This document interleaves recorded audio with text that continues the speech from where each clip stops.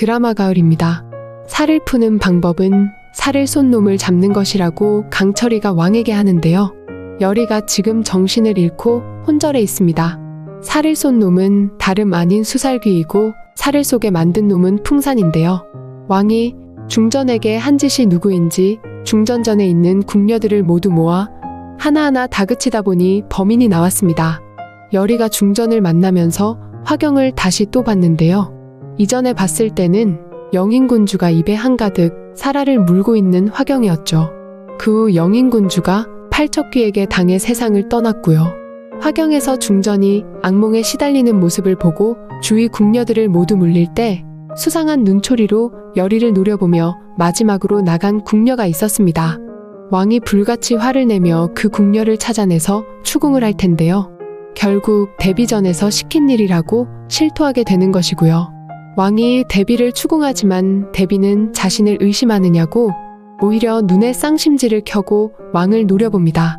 자신이 시킨 것이 맞으면서 화를 내는 모습을 보자니 참으로 어이가 없네요. 자신의 아들 영인대군을 잃었기에 풍산을 불러 시킨 것이죠. 중전이 회임을 했다는 것을 눈치챈 데비가 자신의 아들 영인대군에 대한 화풀이를 한 것인데요. 중전의 태중에 있는 아이에게 해꾸지를 해놓고 딱 잡았답니다. 사실 중전전에 있는 궁녀도 데비에게 직접 지시를 받은 것이 아니라 데비 전에 누군가에게 지시를 받고 한 짓인데요. 어차피 밝혀져도 데비 자신은 그 궁녀가 자신도 모르게 한 짓이라고 할 것이고 그렇게 꼬리를 자르겠다는 것입니다. 데비가 이렇게 잡았다면 심증은 있어도 물증이 확실하지 않은 이상 왕이라도 계모인 데비를 어쩌지는 못합니다. 계모도 어머니는 어머니이니까요. 돌아가신 선왕을 무시할 수는 없는 노릇입니다. 문제는 풍산인데요. 살을 쏘도록 조종한 놈이자 팔척귀를 모시는 술사이죠. 어쩌다 이런 잡귀 같은 놈이 궁중에 들어와 난장판을 치는지 궁중이 좀 어슬퍼 보이는군요. 데비는 전 좌의정이었던 최원우가 외가 쪽 오촌당숙입니다. 최원우의 덕에 선왕의 계비가 되었죠. 최원우는 이제껏 왕의정이 정치개혁에 참여시키려고 했지만 계속 거절하다가 5년 만에 궁중을 찾았습니다. 영인군주의 장례에 참석차왔다가 바로 간 것으로 알려져 있지만 사실은 한 사람을 만났는데요. 바로 데비를 만나고 돌아간 것이죠. 그렇게 데비와 최원우는 밀접한 관계를 가지고 있습니다. 최원우의 계획은 데비를 선왕의 계비로 드릴 때부터 시작된 것인데요. 실상 최원우는 유림에 존경받는 학자입니다. 하지만 왕의 정치개혁에 참여하지 않고 자신의 가족 가문만을 중시하는 사람인데요. 그리고 최원우 외에도 왕의정의 정치개혁에 반대하는 다른 대표적인 인물 곽상충도 있습니다. 왕의 정치개혁에 적극적인 윤갑이 눈에 거슬려 윤갑을 해친 장본인이죠. 하지만 곽상충이 최원우와 같은 편은 아닌데요. 곽상충은 병조판서로 무인입니다. 후배들의 존경을 받는 유림의 대표적인 학자인 문인 최원우와는 다른 성향이죠. 궁중 내 권문세도가들의 대표적인 쌍두마차로 보이는군요. 전 좌의정을 지낸 최원우는 궁 밖에서 데비를 조종해 정치를 하고 있고요. 곽상충은 현직 병조판서로 현재 실세로 군림하고 있습니다. 윤갑이 곽상충에게 당한 것을 알게 된 왕의정도 명확한 증거가 없이는 곽상충을 어쩌지 못하고 있죠. 최원우는 곽상충을, 곽상충은 최원우를 서로가 서로를 경계하고 있는데요.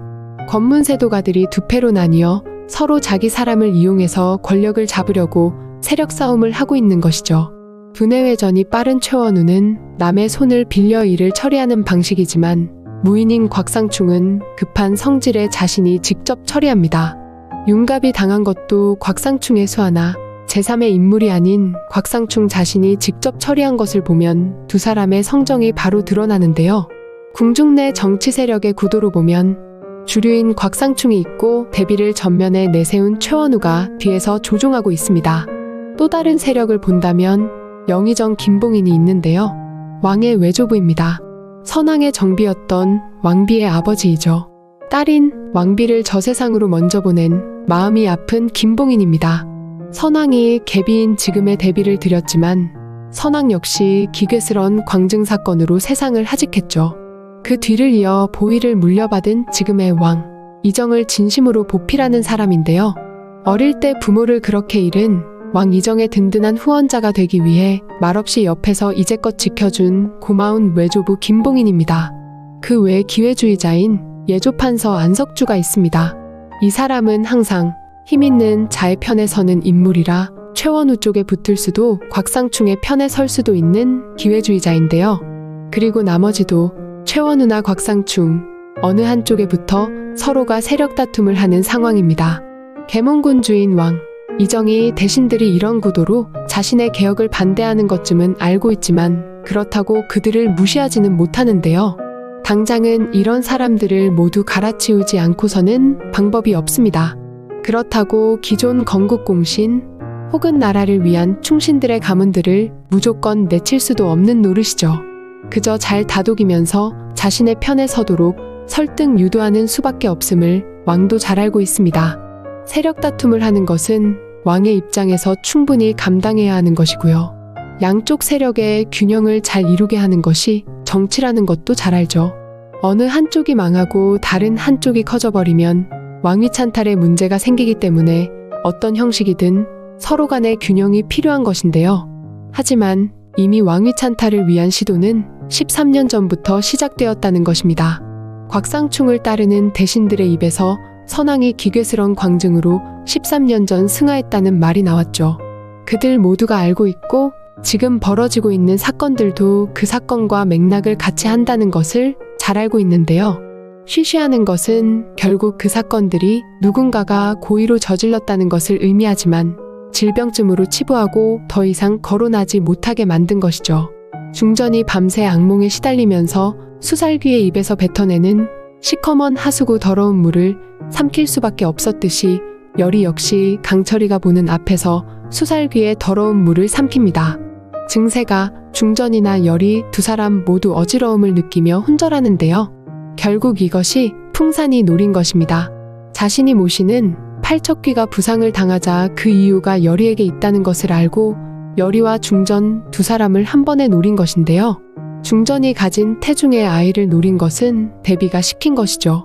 열이가 걸려들 것을 기다리던 중에 수살귀에게 걸려든 것을 안 풍산이 주술중에 미소를 짓습니다. 급해진 사람은 왕만이 아니라 이제 강철이도 다급한데요. 열이가 못 깨어날 수도 있기 때문이죠. 그래서 왕에게 살을 풀려면 살을 쏜 자를 잡아야 한다고 하는 것인데요. 살이란 사실 사람에게 영향을 주는 기운 같은 것이죠. 우리가 친구 사이에 서로 간 갈등이 있을 때도 살풀이를 한번 해야 되나 하는 농담도 가끔 하는데요. 좋은 길살이 있고 나쁜 살인 흉살이 있다고 합니다. 결국 열이에게 살을 쏜 사람은 직접적인 수살귀가 있고 수살귀를 이용해 살을 쏘게 만든 배후에는 풍산이 있습니다. 이러한 살은 원한 관계가 아니라면 직접적으로는 그 가족에게만 영향을 주는 것이지 타인에게 영향을 주는 것이 아니라고 하는데요. 열이와 수살귀는 전혀 관계가 없는데도 불구하고 풍산이 열이에게 작용하도록 만든 것입니다. 그렇게 본다면 팔척귀 역시 풍산으로 인한 것인데요. 하지만 불에 타는 화형을 받았던 팔척귀는 왕가에도 직접적인 관련이 있는 것으로 생각됩니다. 강철이와 왕은 이제 수살귀를 잡고 배후의 풍산을 처리해야 하는데요. 마침 강철이와 열이에게는 우군이 한 명 생겼습니다. 바로 이무기 비비인데요. 비비는 오로지 양반의 혼령을 흡수한다는 설정도 재미있네요. 100명을 채워야 하는데 이제 12명만 남았습니다. 비비가 열이와 중전을 구하려는 강철이와 왕과 함께 동행할 텐데요. 수살귀와 풍산의 꼬리를 잡아내는 다음 회가 기다려지네요. 오늘도 재밌게 보셨다면 좋아요와 구독 부탁드립니다. 감사합니다.